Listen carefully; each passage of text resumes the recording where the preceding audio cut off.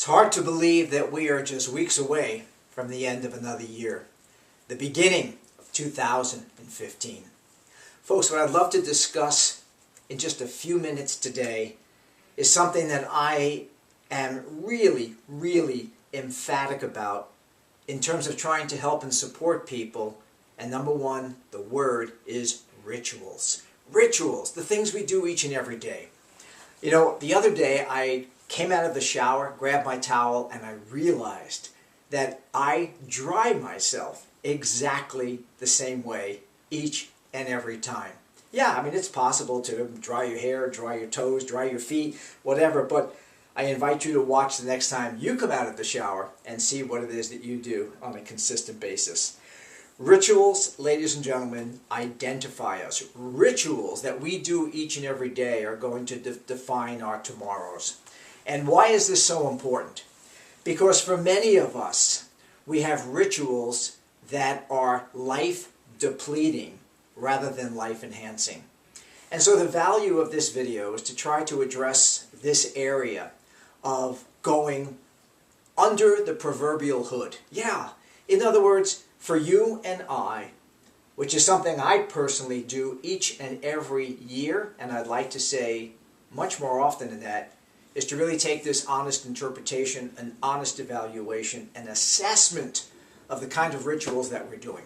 You know, when we complain about when we don't have time, the answer is each of us has exactly the same amount of time. And what that time is, 86,400 seconds. That is what compromises a day.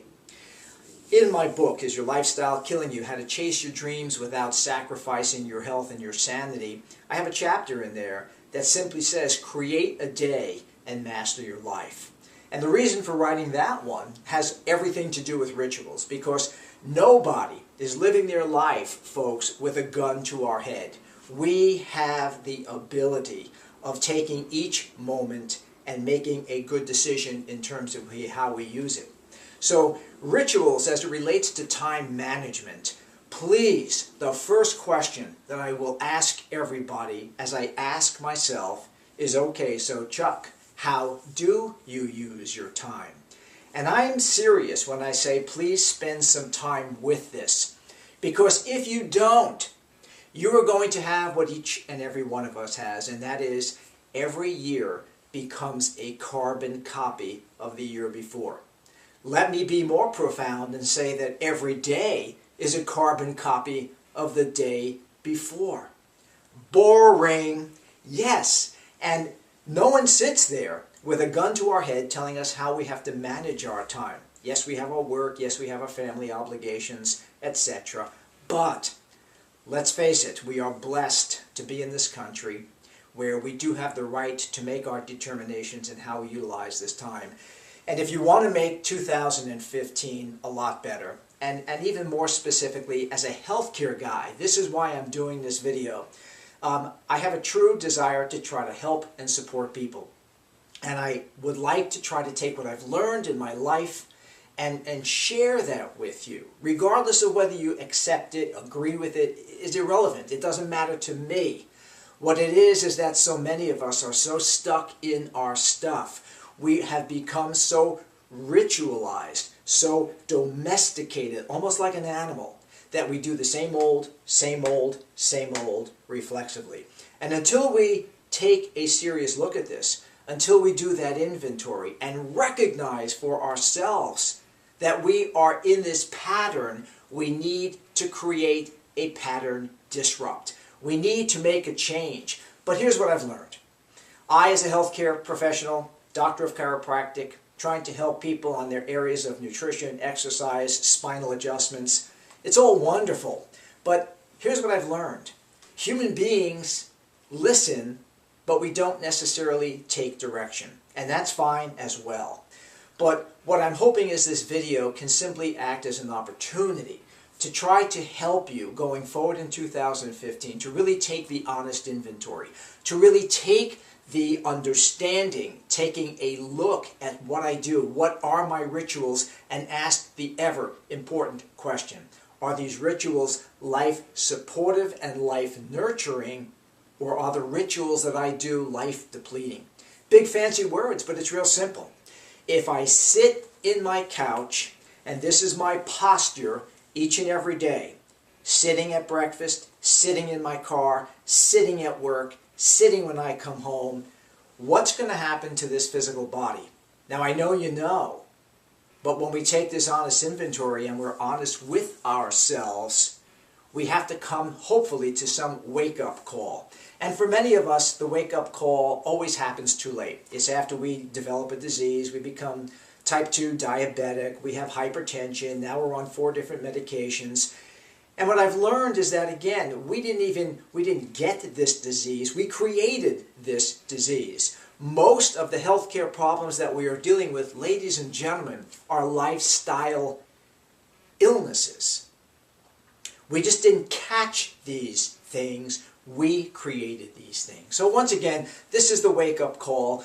These rituals become so important. Now, we all know what to do. We don't like being told what to do, whether it be from a healthcare guy, whether it be from your mother. If that's all it took, we would have listened to mom and dad, we would have listened to our friends, we would have listened to the doctor, we would have listened to everybody.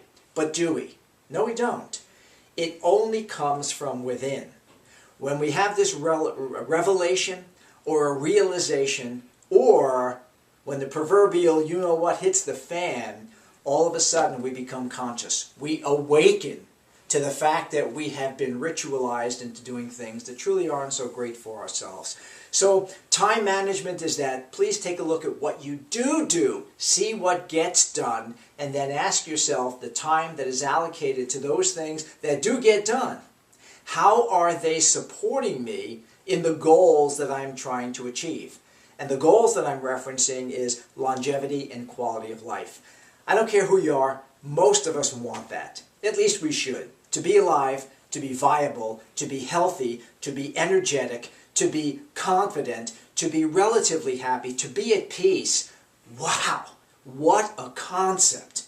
And what I am saying is that there are rituals that support us getting there. It's what I call congruent behavior.